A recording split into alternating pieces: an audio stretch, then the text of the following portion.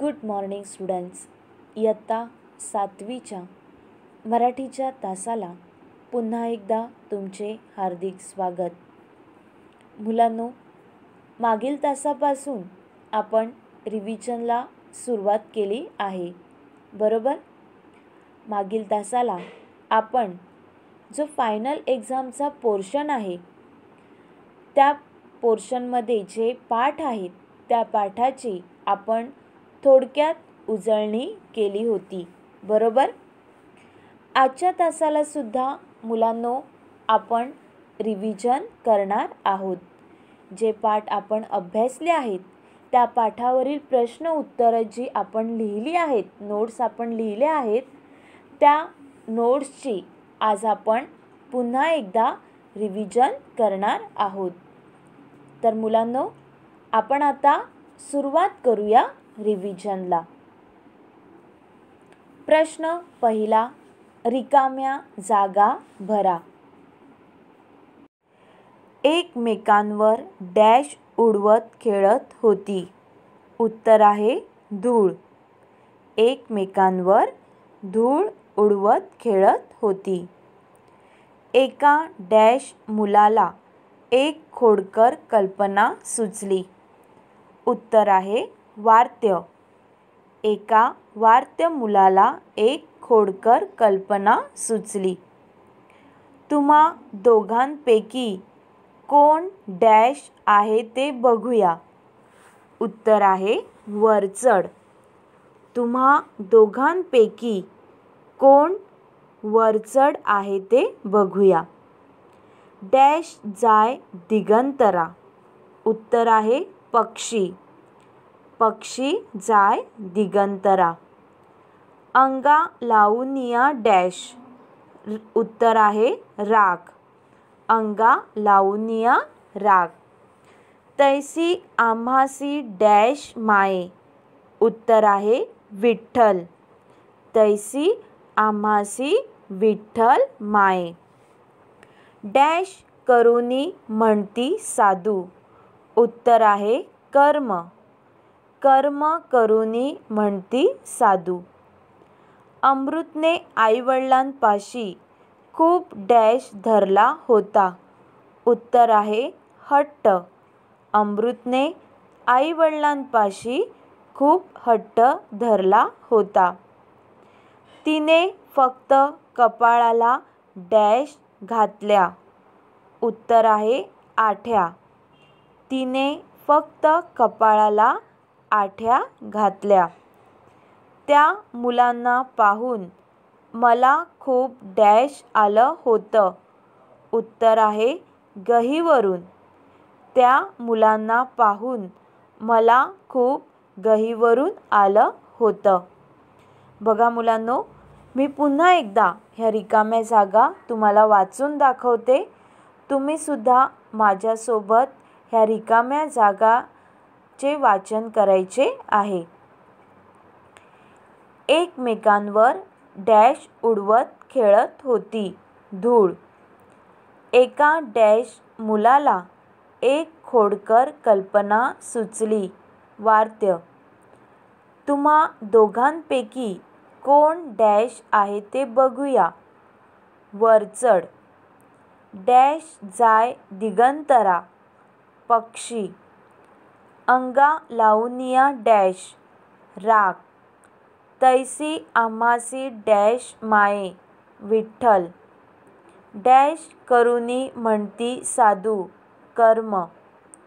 अमृतने आईवडिलांपाशी खूप डॅश धरला होता. हट्ट.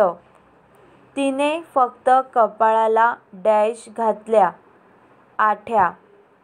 त्या मुलांना पाहून मला खूप डॅश आलं होतं. गहीवरून. तर मुलांनो, रिकाम्या जागा तुम्ही ऐकल्या, समजल्या? ओके, आता आपण पुढचा प्रश्न बघूया. आकृत्या पूर्ण करा. पुढचा प्रश्न कोणता आहे मुलांनो? आकृत्या पूर्ण करा. पहिला प्रश्न बघा त्यामधला.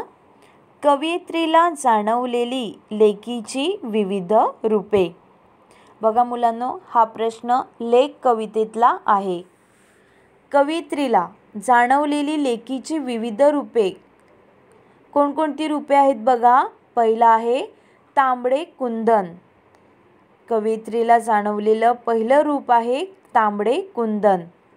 हिरवे गोंधणं, झाडाची पालवी, हाडाचे चंदन, बोलकी चिमणी आणि पाकळी. बघा पुन्हा, तांबडे कुंदन, हिरवे गोंधणं, झाडाची पालवी, हाडाचे चंदन, बोलकी चिमणी, पाकळी. बघा पुन्हा एकदा मी प्रश्न आणि उत्तर तुम्हाला वाचून दाखवते.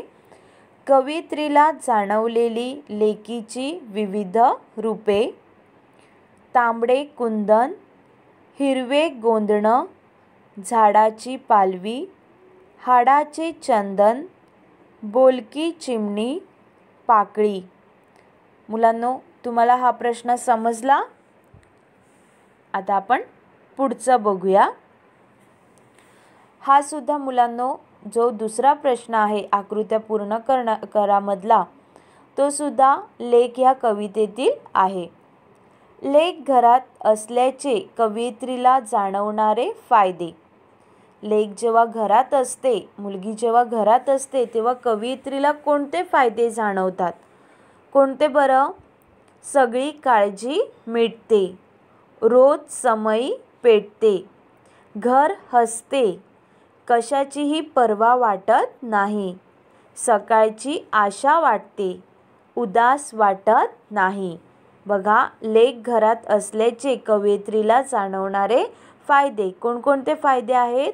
सगळी काळजी मिटते, रोज समई पेटते, घर हसते, कशाचीही पर्वा वाटत नाही, सकाळची आशा वाटते, उदास वाटत नाही.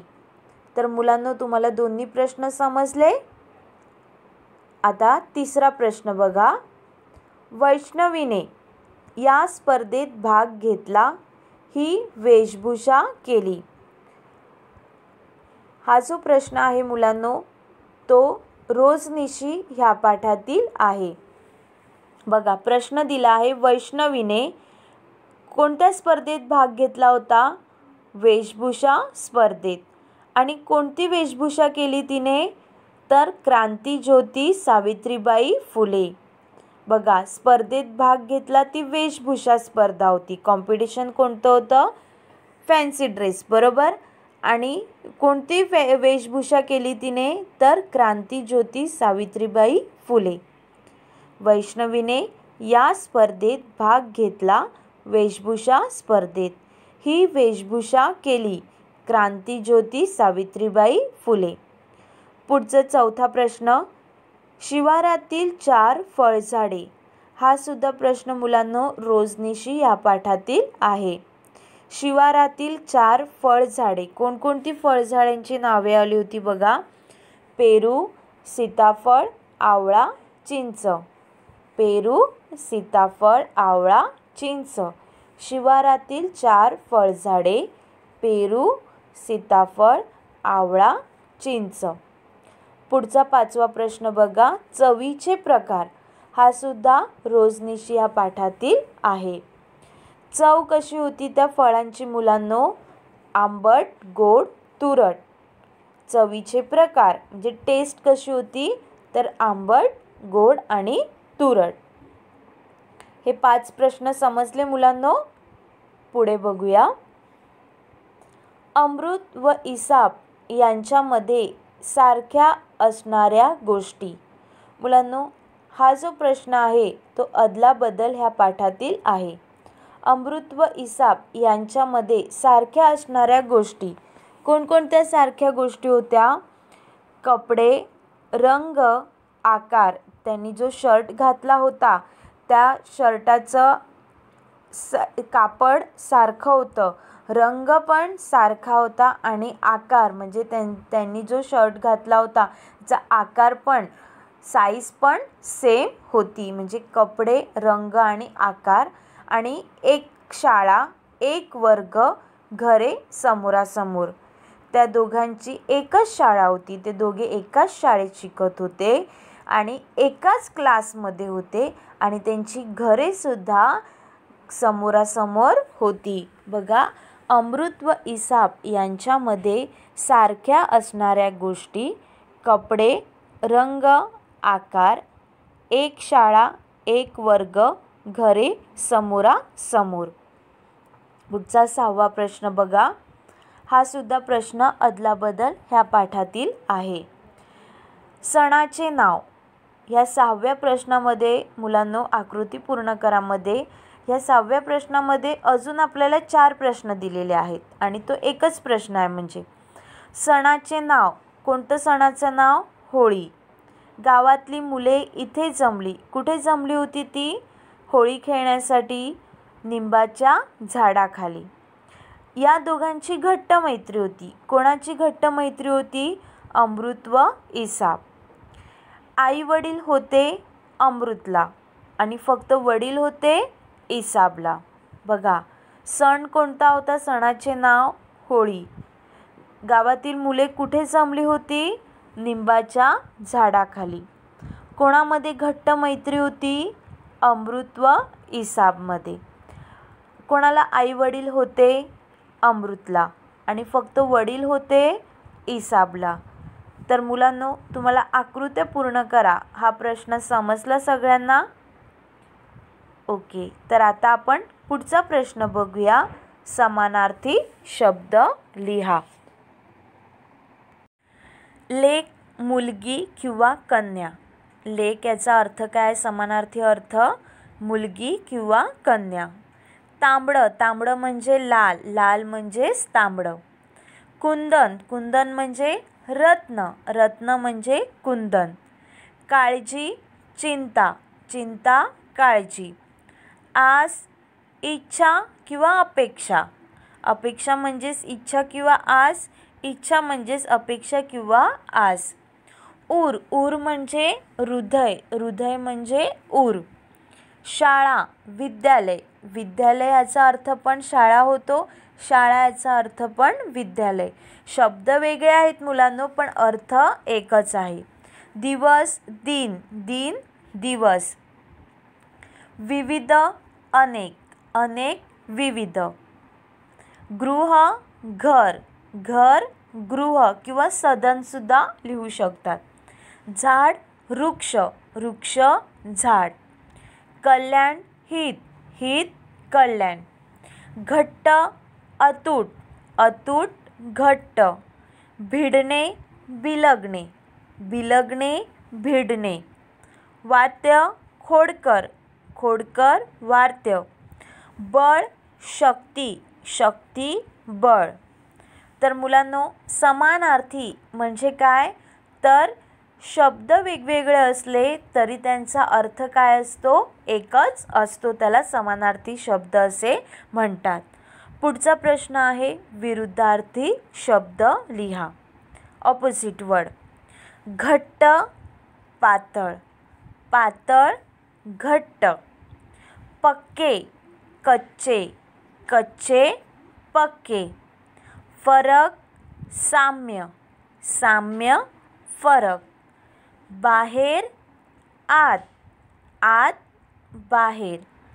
हरणे, जिंकणे. जिंकणे, हरणे. समोर, मागे. मागे, समोर. मुलांनो, विरुद्धार्थी शब्द समजले तुम्हाला? आता पुढचा आहे वचन बदला. एक वचन असेल तर अनेक वचन करायचं. अनेक वचन असेल तर एक वचन करायचं. बघा, झाड हे एक वचन आहे तर अनेक वचन झाडे. झाड, झाडे. चिमणी एक वचन आहे तर अनेक वचन चिमण्या. घर एक घर, अनेक घरे. समई एक समई, अनेक समया. पाकळी, पाकळ्या. एक पाकळी, अनेक पाकळ्या. लेक एक लेक म्हणजेच मुलगी, बरोबर. लेक, लेकी. भाषा, भाषा. ह्याचं वचन बदलत नाही. आपण एक भाषा, अनेक भाषाच म्हणतो. एक भाषा अनेक भाषा, म्हणून त्याचं वचन बदलत नाही.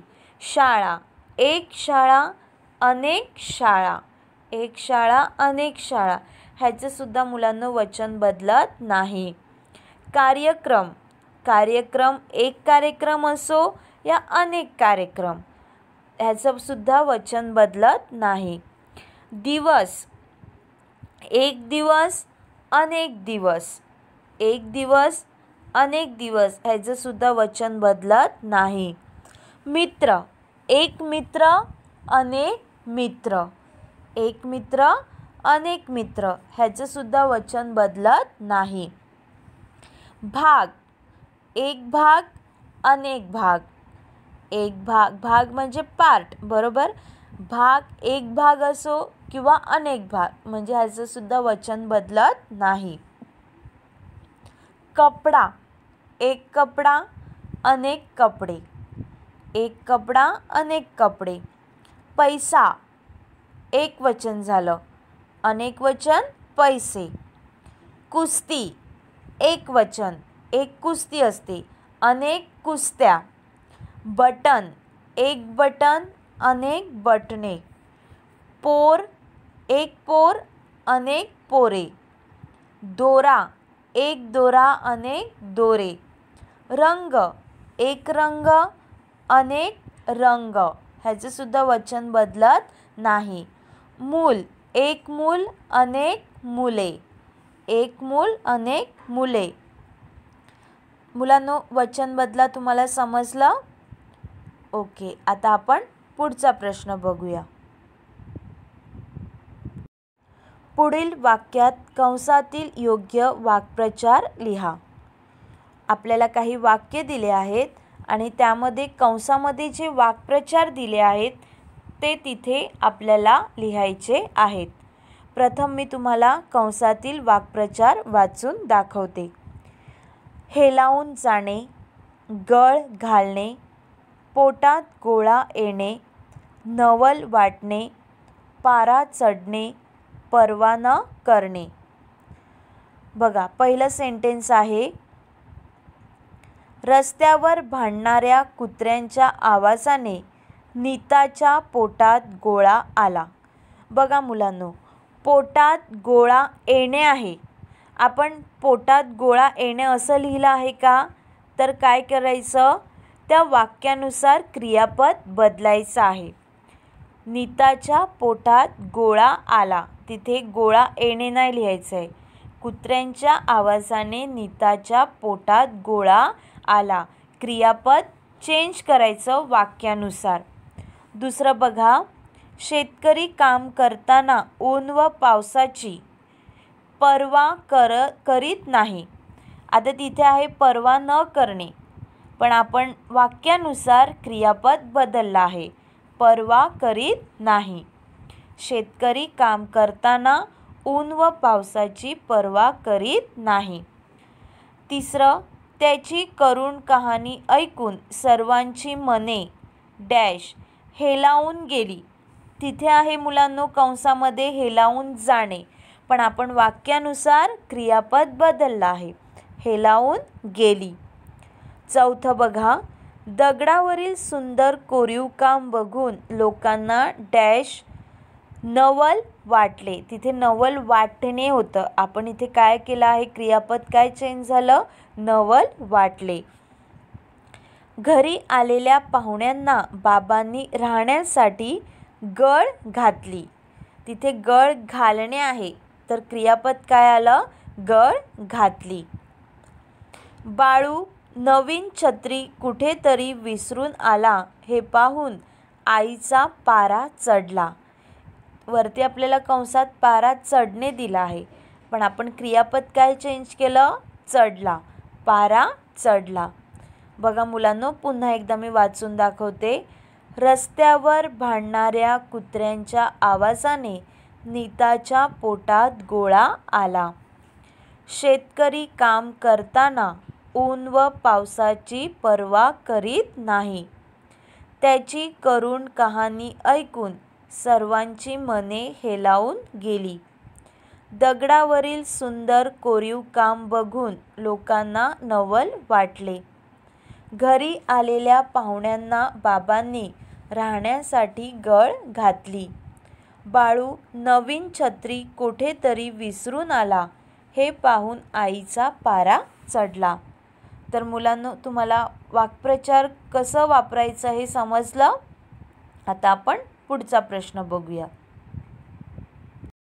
मुलांनो, पुढचा प्रश्न आहे व्याकरणाचा. खालील वाक्यातील उभयनवी अव्यय ओळखा. खालील वाक्यातील उभयनवी अव्यय ओळखायला सांगितले आहेत. आपण ग्रामर अभ्यासलं बरोबर. उभयनवी अव्यय आणि केवलप्रयोगी अव्यय ह्याचा आपण अभ्यास केलेला आहे. अविकारी शब्दांचा आपण अभ्यास केलेला आहे बरोबर. तर त्यामधलं पहिलं बघा, मिताली व परवीन मिळून शाळेत जातात. उभयनवी अव्यय काय करतो मुलांनो, ह्याची व्याख्या काय आहे.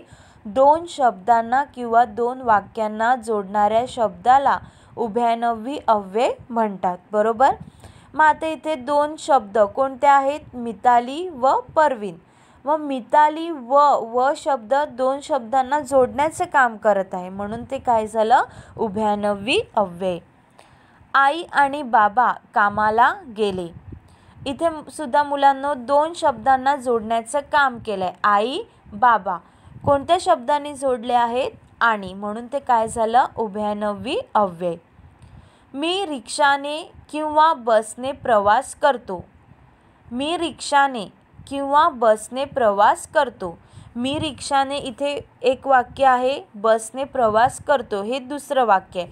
पण कोणत्या शब्दाने दोन वाक्य जोडले आहेत मुलांनो, किंवा, म्हणून किंवा हे काय झालं, उभयनवी अव्यय.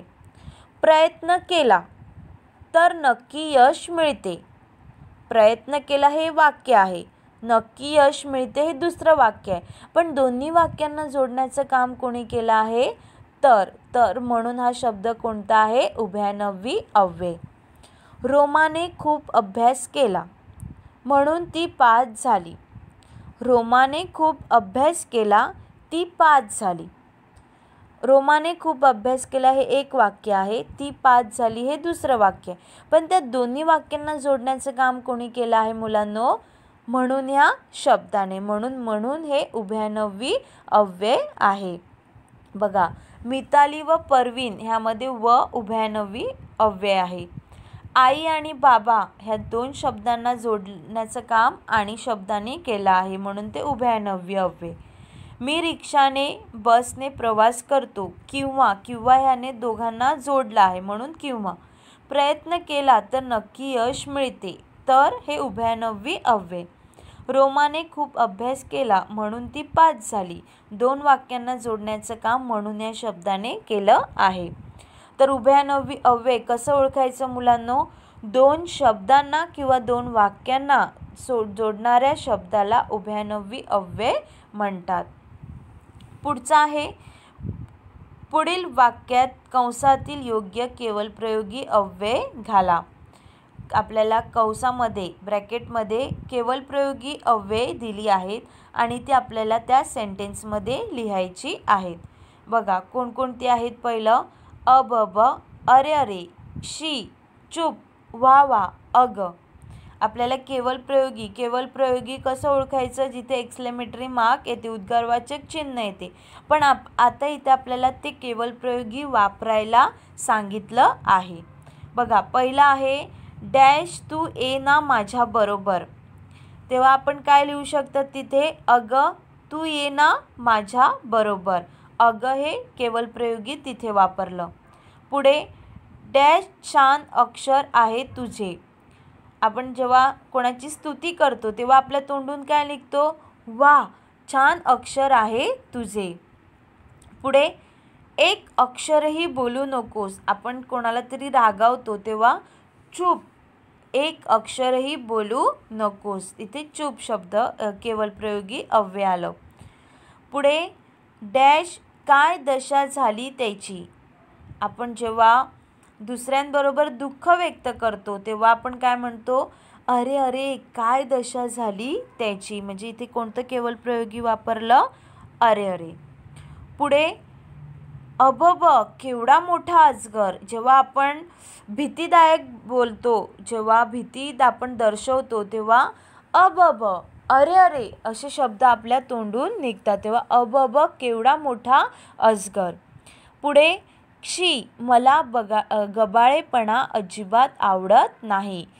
जेव्हा आपण तिरस्कार दर्शवतो तेव्हा आपल्या तोंडून काय निघतो? शी.